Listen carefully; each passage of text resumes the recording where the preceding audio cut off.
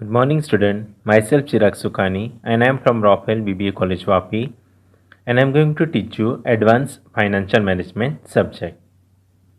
And we will continue our third chapter, that is Corporate Governance.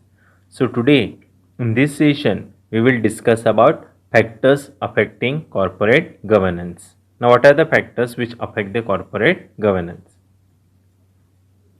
So first is role and power of the board. Now here board is what? Board of directors. Okay, so first factor is what? Role and the power of the board.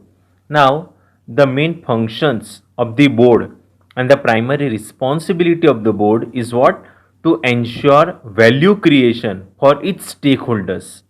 Okay, and value creation for the stakeholders can be achieved by clear identification of power, roles, responsibility, and accountability of the board of directors, chief executive officers, and so on.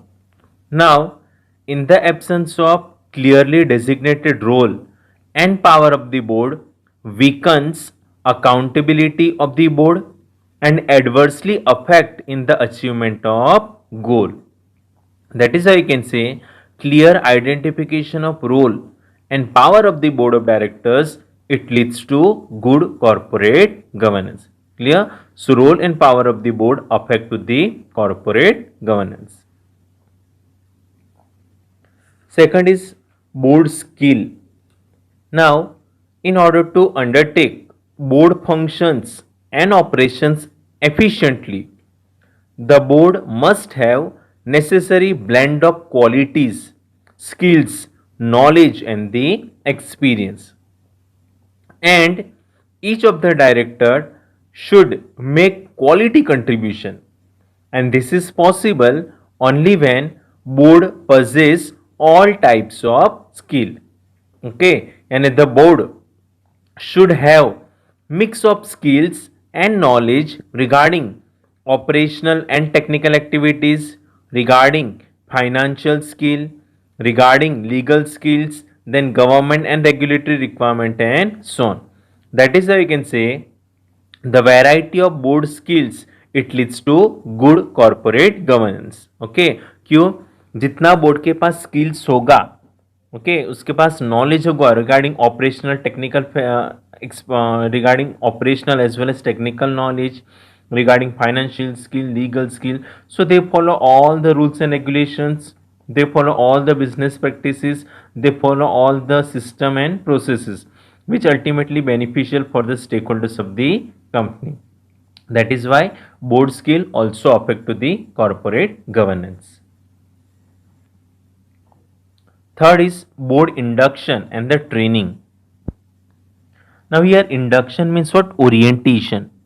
Okay, so board of directors must have broad understanding and awareness of the area of operations of the organization, then corporate strategy and challenges being faced by the board.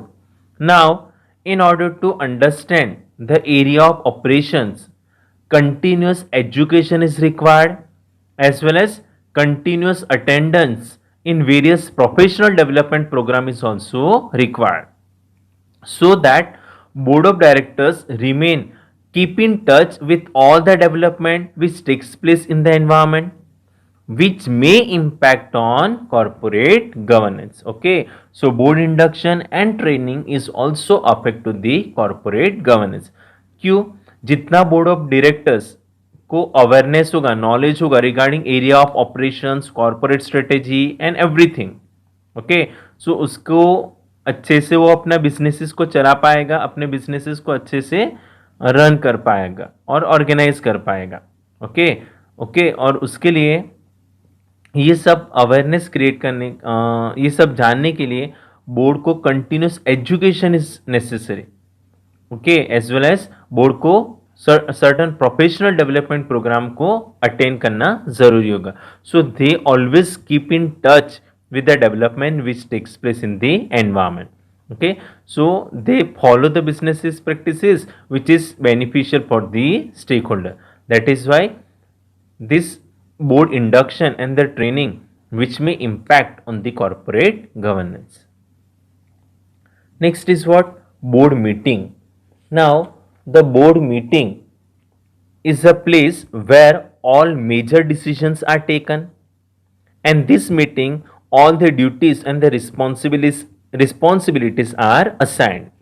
Now, for this purpose, the director must devote sufficient time and give attention to meet their obligation. So, attending board meeting regularly and preparing thoroughly before entering into the meeting, it increases the quality of interaction in the meeting. Thus, board meeting Thus, the board can assign the duties carefully, which leads to what? Good corporate governance. Clear? So, board meeting also affect to the corporate governance. Then board independence. Now here ये term समझना है, that is independent board. Okay. Now the independent director means a non-executive director of the company who only receive the director's remuneration and does not have any material financial relationship or transactions with the company as well as its promoters and so on, but which may affect his independence. Okay, the name itself suggests independent directors. तो ये company के non executive directors रहते हैं जो खाली directors का remuneration लेते हैं. वो डायरेक्टर्स का कंपनी का फाइनेंशियल रिलेशनशिप या any transaction relationship with company के साथ भी नहीं है, कोई प्रमोटर्स के साथ भी नहीं होता है और कोई शेयर होल्डर्स के पास साथ भी नहीं होता है. बट जो भी उसका डिसीजन है अफेक्ट इस जो भी जो इंडिपेंडेंट डायरेक्टर्स है विच में affect his independence. That is why the name itself that is independence director. As well as he has not been executives of the company, he is not a substantial shareholders of the company, but they may impact on corporate governance. Okay, so remember कि independent board is necessary for the good corporate governance because independence of the directors would ensure that there are no conflict of interest among the stakeholders. It also ensures that the board is effective in supervising business activity and where necessary change the activities of the management also. That is why independent board which ultimately affect on the corporate governance. Okay, तो जहां पे independent board होगा वहां पे ensure होगा कि कोई भी conflicting interest among the shareholders arise नहीं होगा. Okay, it also ensure that कि board हर एक बिजनेस एक्टिविटी के ऊपर इफेक्टिवली सुपरवाइज कर रहा है. Okay, and when there is necessary लग रहा है तो मैनेजमेंट की एक्टिविटीज को वो लोग चेंज भी कर पाते हैं. That is why independent board also affect to the corporate governance. Then next is code of conduct. Now code of conduct is what? Collection of rules and regulations that include what is and what is not acceptable behavior. यानी particular code of conduct है, यही rules and regulations follow करना है और ये rules and regulations के outside नहीं जाना. That is what code of conduct. Thus, for good corporate governance, the ethical practice and the rules and regulations of the organization should be communicated to all the stakeholders, and it is understood and followed by each member of the board.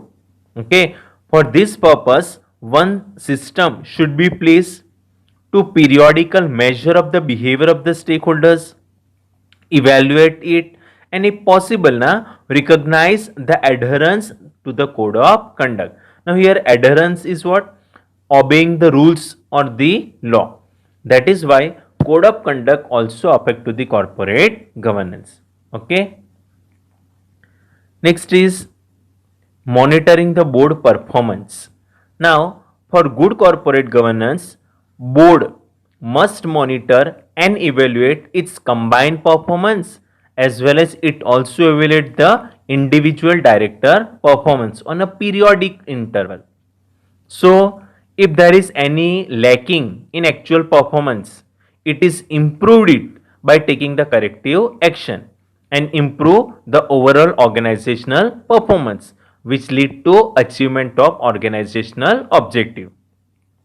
For this purpose, board should establish clear-cut mechanism for reporting the board performance and the board performance evaluation result. So through this system, it can improve the performance of the board, which lead to increase value of the company. Thus, monitoring the board performance also affect to the corporate governance. Clear? Next is audit committee. Now, audit committee is responsible for communication with management and the auditors. Okay, यानी it create the liaison with the management and the auditors. Now, audit committee review management discussion and analysis of the financial conditions. They also review result of the operations. They review of the statement of the significant related party transaction and so on. And lastly, they reporting to the board on the key issues, and if there is any weaknesses, if any, they ultimately report to the board. Thus, the quality of audit committee significantly contributes to the governance of the company. यानी audit committee में जितना qualitative होगा, जितना knowledge experience होगा, this में lead to good corporate governance. Okay, because audit committee क्या करवाता है, कम्युनिकेशन करवाता है, लायजन होता है between the management and the auditor. Okay, so वो लोग हर एक रिव्यू भी करते हैं. ओके, वो लोग हर एक कंप्लायंस को, सिग्निफिकेंट पॉलिसीज प्रोसीजर्स को चेक भी करते हैं, and if there is any mistake और वीकनेसेस लगता है, they can report to the board. Okay, so quality of the audit committee significantly contribute to the governance of the company. Then next is risk management. Now, risk is an important element of the corporate functioning and the corporate governance. So here, what is risk management? Risk management is what?